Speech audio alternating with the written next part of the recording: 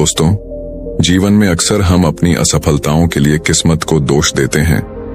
हम सोचते हैं कि हमारे पास पर्याप्त संसाधन नहीं है, हमारी मेहनत बेकार जा रही है और बाकी लोग हमसे बेहतर हैं। लेकिन क्या कभी हमने यह सोचा है कि हमारी असली समस्या हमारी सोच और हमारे कर्म हैं? आज मैं आपको एक ऐसी प्रेरणादायक कहानी सुनाने जा रहा हूं जो न सिर्फ आपकी सोच को बदल देगी, बल्कि आपको यह भी सिखाएगी कि किस्मत के भरोसे बैठने से कुछ नहीं होता। हमारी किस्मत तभी बदलती है जब हम अपने कर्मों में विश्वास रखते हैं। तो चलिए जानते हैं कि कैसे मेहनत और सही दिशा में किए गए कर्म जीवन को बदल सकते हैं। ध्यान से सुनिए, क्योंकि ये कहानी आपकी जिंदगी बदलने की ताकत रखती है। बहुत समय पहले की बात है। एक नगर में महात्मा बुद्ध ठहरे हुए थे। तभी वहां पर एक किसान आया और वह महात्मा बुद्ध से कहता है, हे बुद्ध, मेरी किस्मत बहुत खराब है। मैं जो भी काम करता हूं वो सब बिगड़ जाता है। मुझे मेरी मेहनत का कोई फल नहीं मिल पाता। मैं एक किसान हूं, मैं खेती करता हूं, लेकिन मेरी फसल कभी अच्छी नहीं हो पाती और इसी वजह से मैं बहुत परेशान रहता हूं। पता नहीं क्यों मेरे साथ ही ऐसा क्यों होता है। इसके उपाय के लिए मैंने कई साधु संतों से बात की, कई ज्ञानियों से उनकी राय ली। उन्होंने जो कुछ भी कहा मैंने वह सब कुछ किया। मैंने सभी तरह के अनुष्ठान, पूजा पाठ और यहां तक कि हर प्रकार के कार्य करके देख लिए, लेकिन फिर भी मुझे इसका कोई लाभ ही नहीं मिल रहा। और वहीं पर मेरे अन्य गांव वाले, उन सब की फसल बहुत अच्छी होती है, जबकि वह अपने खेतों में उतनी मेहनत भी नहीं करते, लेकिन फिर भी उनकी फसलें हमेशा ही बहुत अच्छी होती हैं। मैंने सुना है कि आप सभी की समस्या का समाधान करते हैं, इसीलिए मैं आज आपके पास आया हूं। क्या आप मेरी समस्या का समाधान कर सकते हैं? हे तथागत, क्या आप मेरी किस्मत बदल सकते हैं? उस किसान की वह सारी बातें सुनकर महात्मा बुद्ध मुस्कुराने लगे और उस किसान से कहते हैं, भंते, तुम्हारी किस्मत तो पहले से ही बहुत अच्छी है, सब कुछ तो तुम्हारे पास ही है, फिर भला तुम ऐसा क्यों कहते हो कि तुम्हारी किस्मत अच्छी नहीं है? इस पर वह किसान महात्मा बुद्ध के इस प्रश्न का जवाब देते हुए कहता है, हे तथागत, मेरे पास क्या है? मेरी किस्मत इतनी खराब है कि जिस भी काम में मैं हाथ लगाता हूं वह सारे कार्य बिगड़ जाते हैं। मैं चाहकर भी अपने खेतों में अच्छी फसल नहीं उगा पाता, जबकि वहीं पर मेरे गांव के अन्य लोग अच्छी फसलें उगा लेते हैं और वे लोग मेरी जितनी मेहनत तक नहीं करते। तो ऐसे में भला मेरी किस्मत कैसे अच्छी है? इस पर महात्मा बुद्ध मुस्कुराते हुए उस किसान से कहते हैं, भंते, तुम्हारे पास एक स्वस्थ शरीर है, तुम्हारे सभी अंग अच्छी तरह से काम करते हैं, तुम्हारा मस्तिष्क भी अच्छी तरह से काम करता है और तुम्हारे पास अच्छी खासी जमीन भी है। भला तुम्हारे पास किस चीज की कमी है? अगर ऐसे देखा जाए तो तुम्हारी किस्मत तो बहुत अच्छी है। इस पर वो किसान महात्मा बुद्ध से कहता है, हे तथागत, मेरी समस्या यह नहीं है।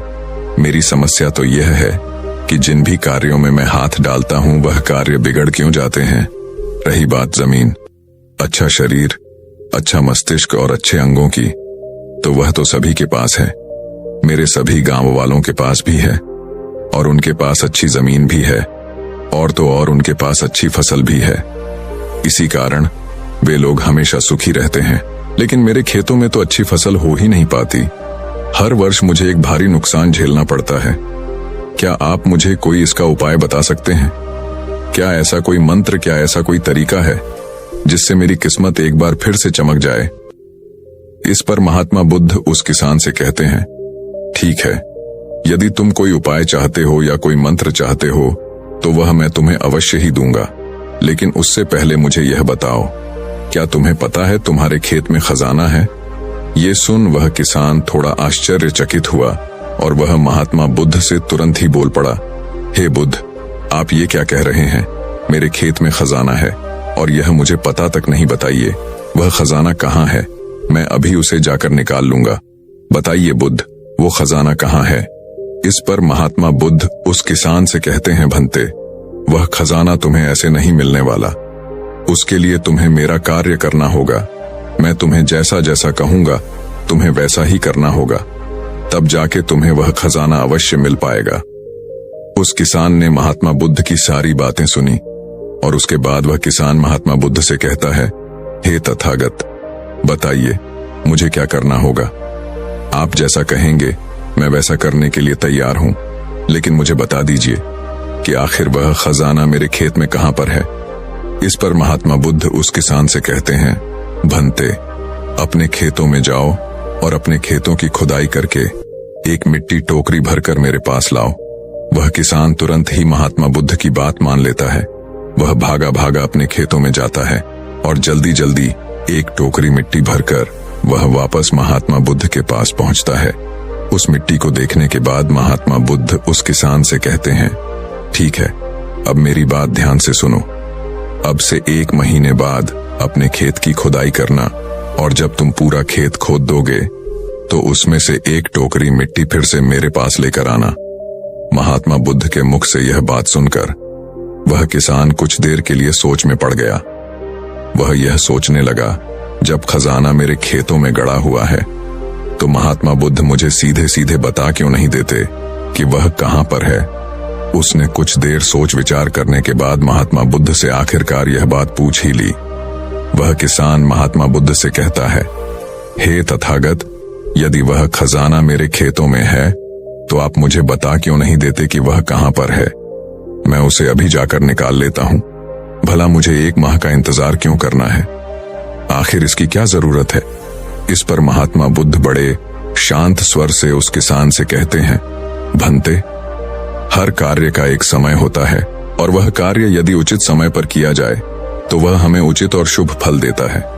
तुम चाहते हो तो मैं तुम्हें खजाना बता देता हूं कि वह खजाना तुम्हारे खेतों में कहां गड़ा हुआ है, लेकिन एक पल के लिए यह भी सोच लो, अगर तुम अभी उस खजाने को पाने की कोशिश करोगे तो हो सकता है कि तुम्हारे हाथ तो कुछ भी ना आए।